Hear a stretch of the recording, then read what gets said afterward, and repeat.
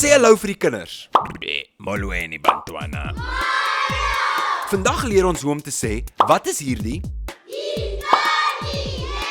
En hoeveel kos dit? Is julle reg? Ja! Om te vra, wat is hierdie, is Yintoni le.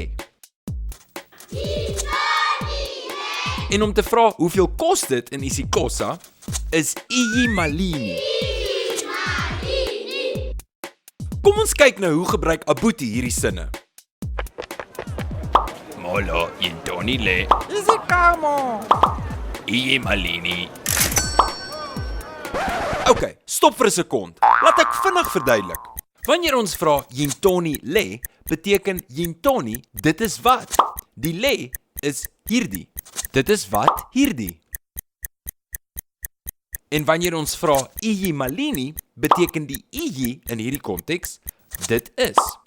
Malini in hierdie konteks beteken hoeveel. Dit is hoeveel. Molo Yintoni le. Iyimalini.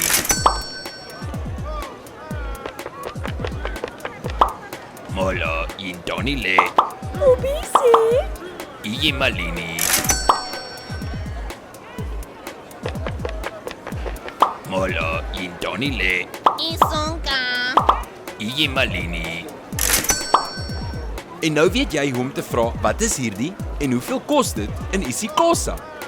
Totsiens Abuti. Nisale kakuhle.